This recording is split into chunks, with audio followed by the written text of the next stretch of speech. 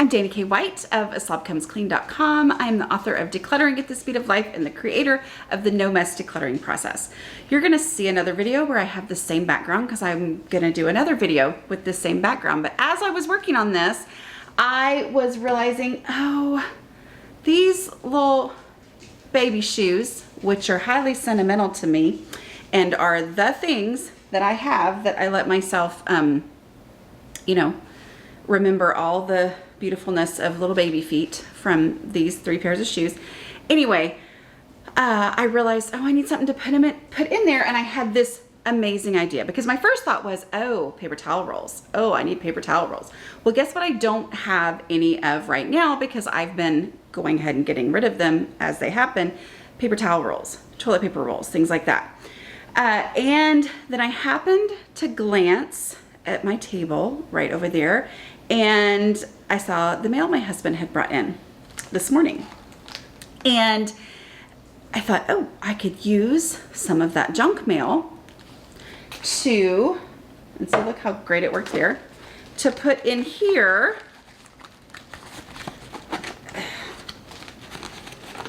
to make these stand straight up. And I'm like, oh my word, that works perfectly. Well, this video is not about putting junk mail in your kids' sentimental cowboy boots. This video is about how I have to be cautious about these kinds of ideas. Y'all, the idea of repurposing it's like it feeds my soul. I love the idea of repurposing. Like, I feel if I had just started general blogging in the day and not this, which was supposed to be a temporary practice blog for me to get my house under control, did not think I would be talking about this forever.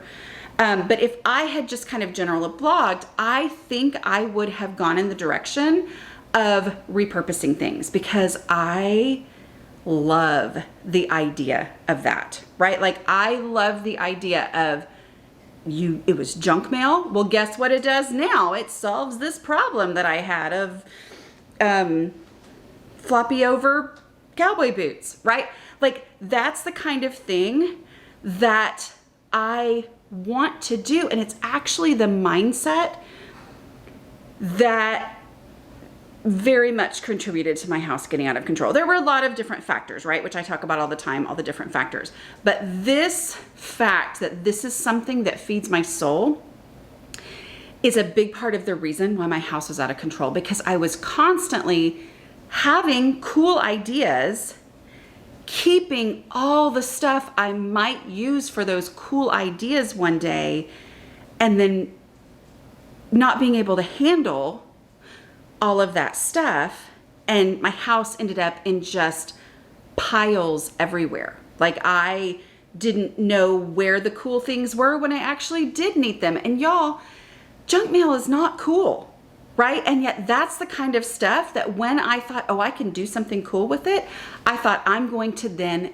keep and gather that, because if I came up with one cool thing I can do with my junk mail, I bet I can come up with other cool things I can do with my junk mail. So an example of this, one of the things that I remember being something that I finally let go of in the moment where I hit my rock bottom with my clutter, right? So I had seen in Family Fun magazine years ago this idea to keep the Capri Sun boxes. My kids are old enough that I'm like, is that still a thing? I don't actually know. But anyway, they were these boxes, right? Like this. And somebody had kept them for their kid to build a fort. And I was like, oh my word, those things are coming into our house on a regular basis. I would love for my kids to build forts with those. That is the perfect thing. They're kind of like brick size. Oh my goodness, the ultimate repurpose, right? So I started keeping all of those. And in the beginning, we had 3. Well, my kids were young enough, they couldn't envision what it was I was thinking they were going to do with these things as they went into their playroom. And then I kept keeping them, but they just kept getting thrown into the playroom, which was a big disastrous mess anyway. And so it just turned into this pile of Capri Sun boxes that then got smashed and piled on and messed up. And my kids never had a concept of why it was that mom stuck Capri Sun boxes in the playroom.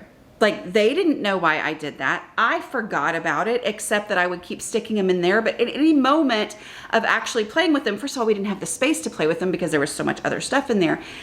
I finally came to this point where a big shift for me was getting rid of those Capri Sun boxes, okay? So this is not just a cautionary tale.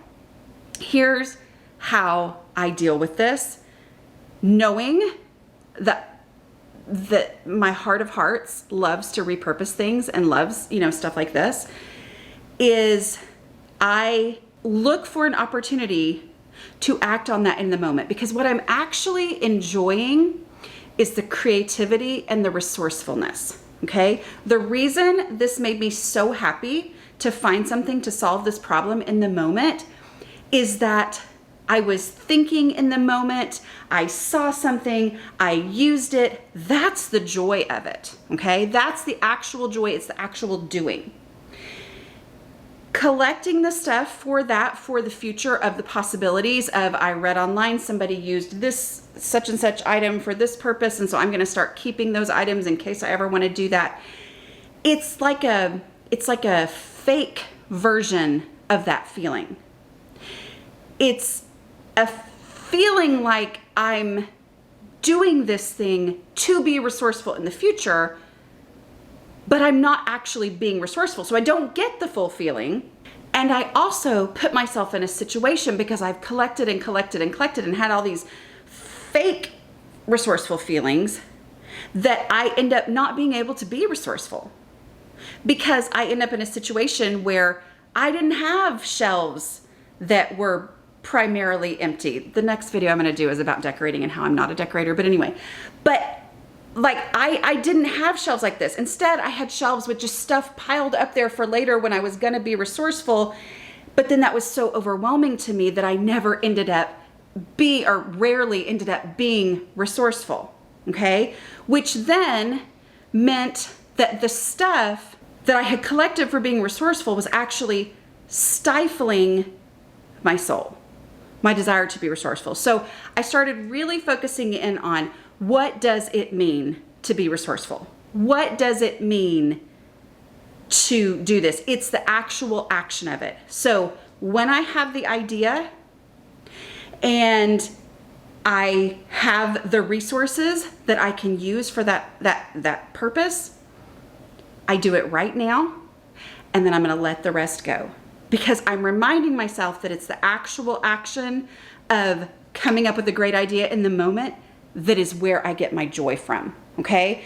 So if I let those things go, I am more likely to need to come up with something in the moment, and to have the bandwidth and the energy and the mindset to be able to come up with something in the moment, because I'm not overwhelmed by all the stuff I've collected in my house, okay?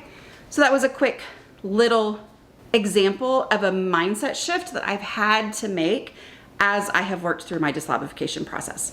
I hope it's helpful. I know this is a short one. All right, I will talk to y'all later. Bye.